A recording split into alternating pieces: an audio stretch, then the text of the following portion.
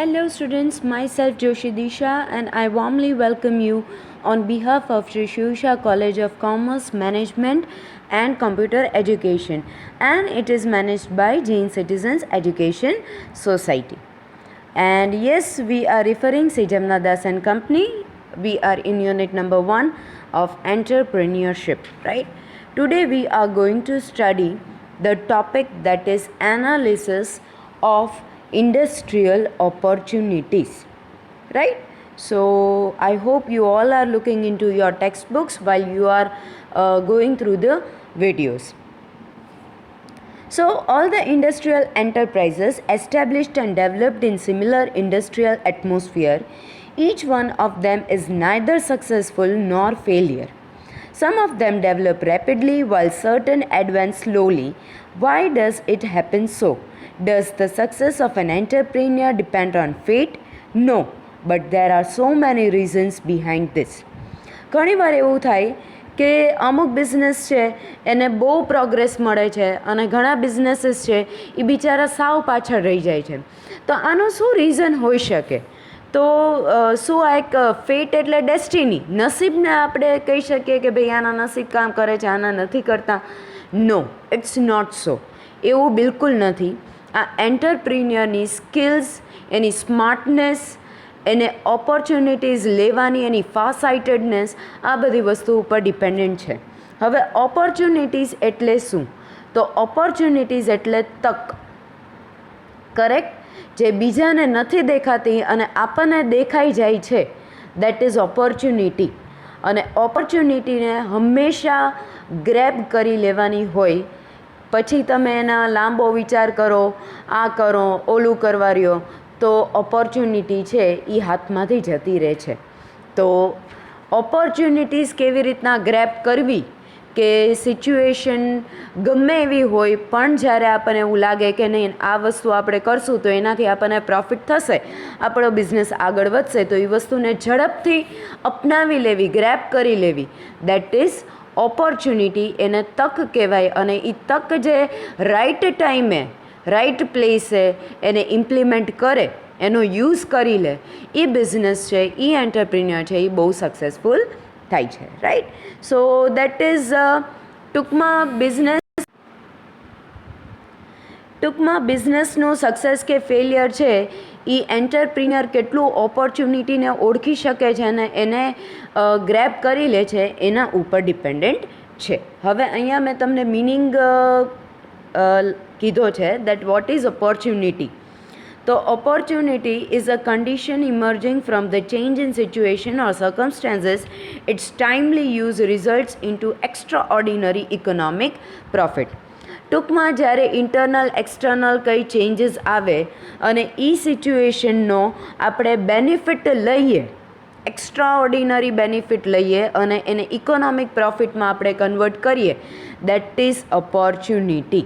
ટૂંકમાં સાચા ટાઈમે સાચી તક મળે એને સ્વીકારી લેવી અને એને બિઝનેસમાં વ્યવસ્થિત રીતના ઇમ્પ્લિમેન્ટ કરવી, that is the opportunity. Correct? Now we are going to study the topic that is characteristics of opportunities. હવે કેરેક્ટરિસ્ટિક્સ કયા છે ઓપોર્ચ્યુનિટીઝના? તો number 1, opportunities are born from the change in internal and external environment. ઓપોર્ચ્યુનિટીનું development જ્યારે બી internal અને external environment change થાય ત્યારે થાય છે. For example, a legal provision which is beneficial to any unit can prove disadvantageous to another unit. દરેક જગ્યાએ તમે એકની એક વસ્તુ ઇમ્પ્લિમેન્ટ કરો કે ભાઈ આ મેથડ છે એ પ્રોડક્શન ડિપાર્ટમેન્ટમાં બહુ ચાલી, તો હવે હું ફાઇનાન્સ ડિપાર્ટમેન્ટમાં ઇમ્પ્લિમેન્ટ કરીશ, તો એ કોઈ કાળે સક્સેસફુલ થાય નહીં. કારણ કે પ્રોડક્શન ડિપાર્ટમેન્ટનું વર્કિંગ આખું અલગ છે અને ફાઇનાન્સ ડિપાર્ટમેન્ટનું આખું અલગ છે. તો એના કારણે આપણે ક્યારેય એક મેથડ કે એક ઓપોર્ચ્યુનિટી બે જગ્યાએ યુઝ કરી શકીએ નહીં. એ સક્સેસફુલ થાય જ એવું જરૂરી નથી. બીજું છે, though opportunities are universal, they are not easily available. Universal છે, દરેક જગ્યાએ છે, પણ ઇઝીલી અવેલેબલ નથી. એને ઓળખવી પડે. અને એના માટે ફાર સાઇટેડનેસ જોઈ, સ્માર્ટનેસ જોઈ, તમને નોલેજ જોઈ, આ બધી વસ્તુ જો એન્ટરપ્રિન્યોરમાં હોય તો એ ઓપોર્ચ્યુનિટીઝને ઓળખી જાય. કારણ કે ઓળખવી બહુ ઇમ્પોર્ટન્ટ છે. ઓળખીને તમે એને સ્વીકારી લ્યો, એક્સેપ્ટ કરી લ્યો અને પછી એને ઇમ્પ્લિમેન્ટ કરો તો તમને ફોર શ્યોર સક્સેસ મળશે. Third point is novelty in the opportunity. તો novelty of opportunity puts that person on a special status in comparison to other entrepreneurs. In terminology of management, the place or position from which can get specific benefit is known as benefit of status deservance or status capacity. In short, opportunity છે એ પર્સનને special status આપે છે. કારણ કે જેટલી તક તમે મેળવો અને એને ઇમ્પ્લિમેન્ટ કરો અને તમે સક્સેસફુલ થાઓ એટલે તમને સ્પેશિયલ સ્ટેટસ મળે, સ્પેશિયલ પોઝિશન મળે.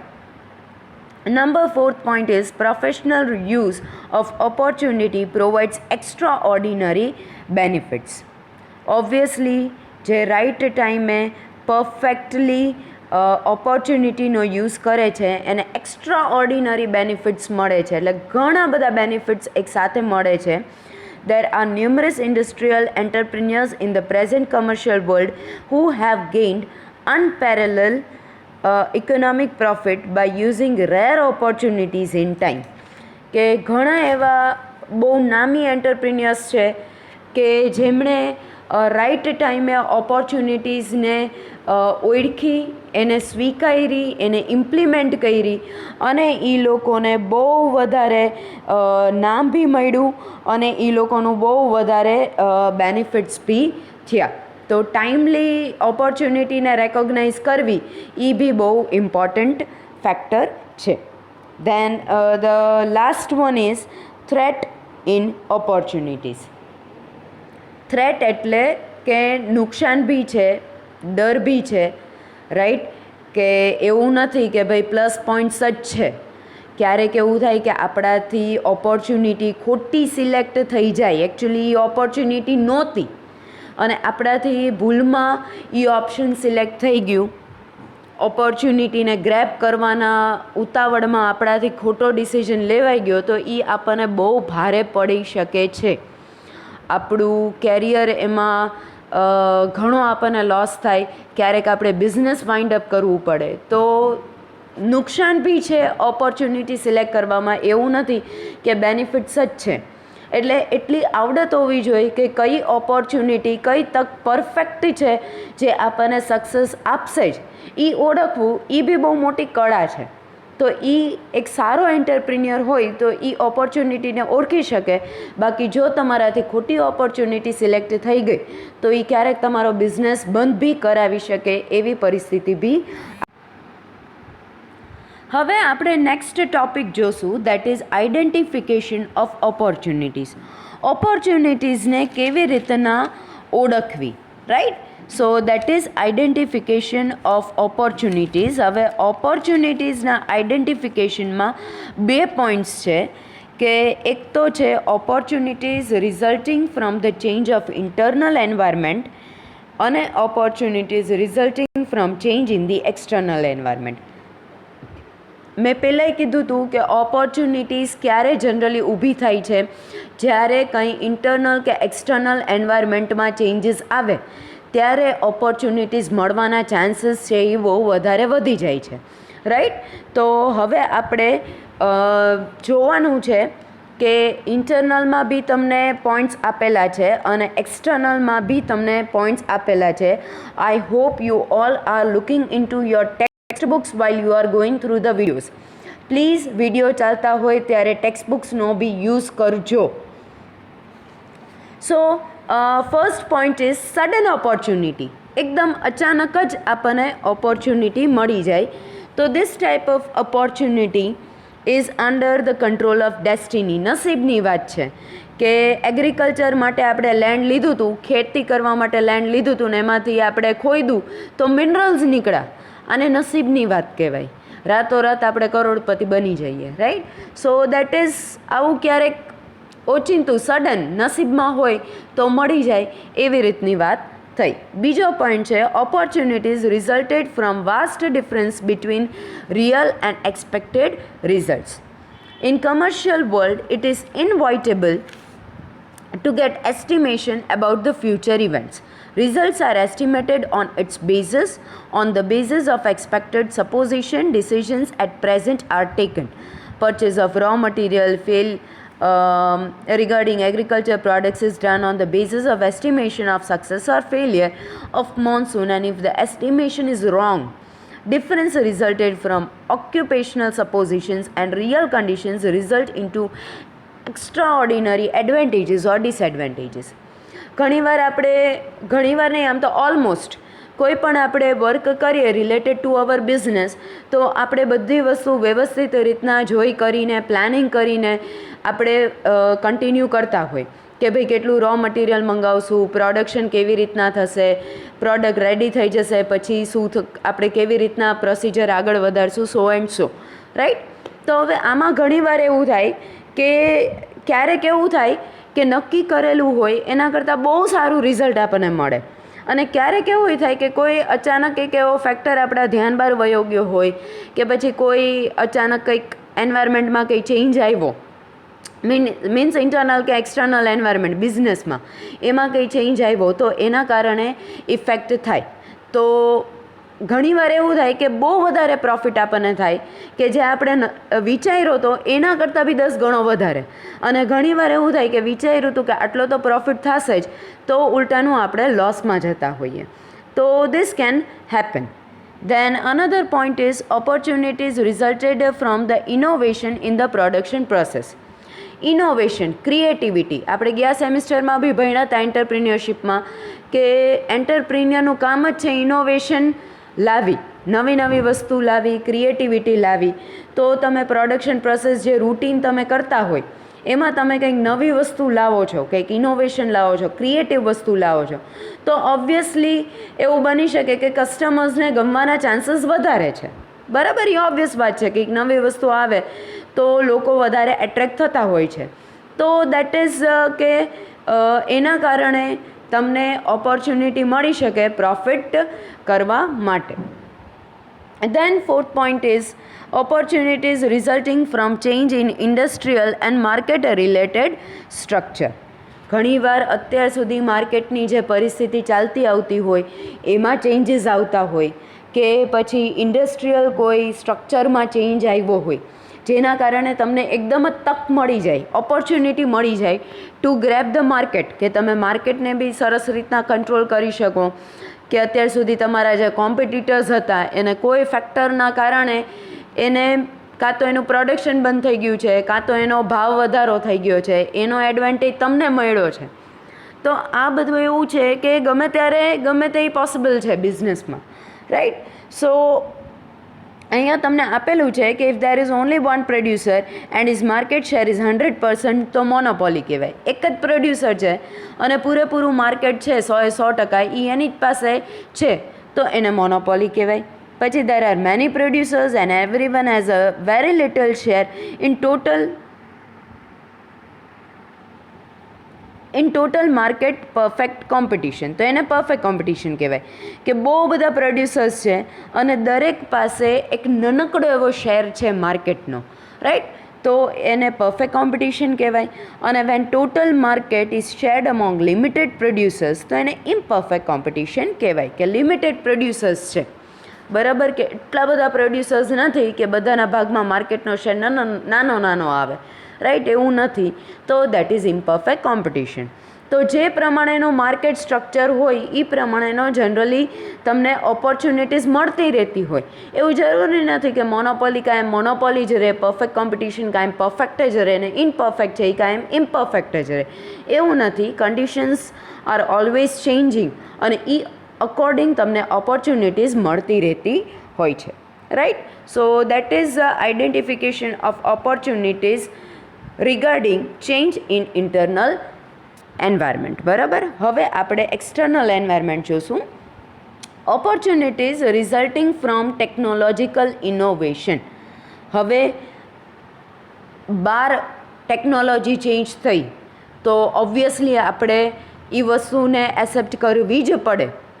જો આપણે એને ન સ્વીકારીએ તો આપણે પાછળ રહી જઈએ, કારણ કે બધા લેટેસ્ટ વસ્તુનો યુઝ કરવા માંડ્યા હોય અને આપણે એક જ ન કરતા હોય તો ઓબ્વિયસલી એની ઇફેક્ટ આપણને થવાની જ છે. તો આ એક એક્સટર્નલ એન્વાયરમેન્ટમાંથી ઓપોર્ચ્યુનિટી આવી કે ભાઈ નવી ટેકનોલોજી યુઝ કરો. ઓબ્વિયસલી સારી ટેકનોલોજી યુઝ કરો એટલે પ્રોડક્શન સારું થાય, પ્રોડક્શન સારું થાય એટલે પ્રોડક્ટ સારું બને અને એ ઓબ્વિયસલી માર્કેટમાં સારું સેલ થાય, એનું વેચાણ થાય, right. So that is opportunity resulting from technological innovation. બીજો પોઈન્ટ છે opportunities resulting from the change regarding population. Opportunities ફરે કારણ કે increase in population there is, ક્યારેય ઘટાડો તો થવાનો જ નથી. મોર્ટાલિટી રેટ છે, મીન્સ ડેથ રેશિયો છે, એ બર્થ રેશિયો કરતાં તો ઓછો જ રહેવાનો છે કાયમ. તો જેમ જેમ પોપ્યુલેશન વધશે એમ લોકોની ડિમાન્ડ્સ છે એ વધતી જ જશે. 2 જણા હોય તો એનું ખરીદવાની ઓલી હોય એ લિમિટેડ હોય, 3 હોય, 4 હોય, 5 હોય, મીન્સ જેમ જેમ તમારું ફેમિલી એક્સટેન્ડ થતું જાય એવી રીતના તમારી ડિમાન્ડ્સ છે એ ડે બાય ડે વધતી જાય. તો જેટલી પોપ્યુલેશનમાં વધારો એટલો ડિમાન્ડમાં વધારો, અને જેટલો ડિમાન્ડમાં વધારો એટલો ઓબ્વિયસલી તમારા પ્રોડક્ટ્સ છે એ વધારે વેચાય. Third point is opportunities resulting from government controls and encouragements. ગવર્મેન્ટનો કંટ્રોલ બી છે અને એનું એન્કરેજમેન્ટ્સ બી છે. ઘણી બધી વસ્તુ ગવર્મેન્ટ એવી કરે છે કે જેનાથી કહેવાય ને કે પબ્લિક સેક્ટરને સારો એવો રોલ મળે છે પ્લે કરવા માટે, right. For example literacy campaign બહાર પાડે છે, ઇન્ક્રીઝ ઇન ડિમાન્ડ્સ, અને લિટરેસી કેમ્પેન બહાર પાડે મીન્સ શિક્ષિત કરો બધાને. દીકરીઓનું તો ખાસ આવે જ છે, પણ ઓલ ઓવર એમ કહે છે કે ભાઈ એજ્યુકેશન છે તો બધું છે. તો હવે એજ્યુકેશન રિલેટેડ તમે કોઈ વસ્તુ કરો છો તો શેમાં વધારો થાય સેલિંગમાં? તો ટેક્સ્ટ બુક્સ છે, બુક્સ છે, પેન્સિલ્સ છે, તો ટૂંકમાં સ્ટેશનરીની વસ્તુમાં ને એમાં સેલિંગ વધે. તો આવી રીતના ગવર્મેન્ટ જ્યારે જે વસ્તુનું કેમ્પેનિંગ કરે છે તો લોકો ઉપર એની ઇફેક્ટ થાય છે અને ફર્ધર તમને કોઈ પણ વસ્તુ સેલ વધારે સારી રીતના કરવાની તક મળે છે, ઓપોર્ચ્યુનિટીઝ મળે છે. Then fourth point is opportunities resulting from the change in the habits, attitudes and values of life of the people. Certain factors play an important role in changing people's habits, attitudes and values of life. For example, there comes a basic change in lifestyle of people as a result of increase in national and per capita income, education, training, contact with other nations, etc. હવે અહીંયા ફેમિલીની વાત કરીએ તો obviously જેમ તમને education મળે, જેમ તમે મોટા થાવ, કોઈ વસ્તુની તમને ટ્રેનિંગ મળે, ઘરમાંથી તમને ટ્રેનિંગ મળે, બહાર તમે કમાવા જાઓ, આ બધી પ્રોસિજર એવી છે કે તમારું કન્ટિન્યુઅસલી બિહેવિયર ચેન્જ કરે છે. જેનું બિહેવિયર ખરાબ હોય એને આપણે એમ કહીશું ભાઈ અભણની જેવું તું બિહેવ કરસ, રાઈટ. દેટ ઇઝ અનએજ્યુકેટેડ પીપલની જેમ કેમ તું બિહેવ કરસ, right. So that is education છે એ બહુ વધારે રોલ પ્લે કરે છે. ટ્રેનિંગ તમને બધી વસ્તુની મળે તો એનાથી તમારામાં ટેક્ટિક્સ છે, નોલેજ છે, એક્સપિરિયન્સ છે એ બધું વધે, અને તમે જ્યારે કમાતા થાવ ત્યારે તમારી ઇન્કમ વધે, રાઈટ. અને આ બધી વસ્તુ છે એ તમારી લાઈફસ્ટાઈલ ઉપર બહુ વધારે ઇફેક્ટ કરે છે કે આના કારણે તમારું પરચેઝિંગ પાવર ડિપેન્ડન્ટ છે અને એના ઉપર નેશનલ ઇન્કમ અને પર કેપિટા ઇન્કમ બી વધે છે. તો આફ્ટર ઓલ તમારા હેબિટ્સમાં ચેન્જીસ આવે, તમારા એટીટ્યૂડમાં ચેન્જીસ આવે, તમારી લાઈફમાં જ્યારે ચેન્જીસ આવે, ઓબ્વિયસલી તમે જેમ જેમ એજ્યુકેટેડ થાવ, સારી જગ્યાએ જોબ કરો એટલે સારા કપડાં પહેરો, તમે ડ્રેસિંગ સેન્સ તમારામાં આવે, બોલવાની સેન્સ તમારામાં આવે, તો આ બધી વસ્તુ છે અલ્ટિમેટલી માર્કેટમાં આનો ઘણો વધારે ઇમ્પેક્ટ પડે છે, right. So that is the points related to opportunities resulting from change in external environment.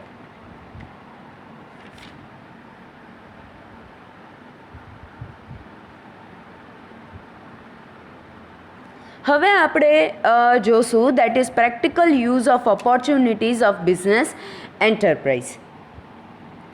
તો there are various types of opportunities and though they are universal, they are invisible in form. Obviously opportunities છે એ ઘણા બધા ટાઈપ્સની હોય છે, universal છે, દરેક જગ્યાએ opportunities તમને મળી જ રહે, બટ દે આર ઇનવિઝિબલ, દેખાતી નથી. એ તમારી સ્માર્ટનેસથી, તમારી ફાર સાઇટેડનેસથી જ તમે જોઈ શકો. So an entrepreneur should have skill and far sightedness for identification of opportunities. If one is afraid of risk, opportunities cannot be used in a profitable manner. An entrepreneur estimates opportunities and threats resulting from internal and external changes. By adapting it with his own strength, capacities and weaknesses, he gets benefit. તમને તમારા બધી વસ્તુનું knowledge હોવું જોઈએ, પછી જ આપણે કોઈ પણ ઓપોર્ચ્યુનિટી ઉપર ફોકસ કરવું જોઈએ.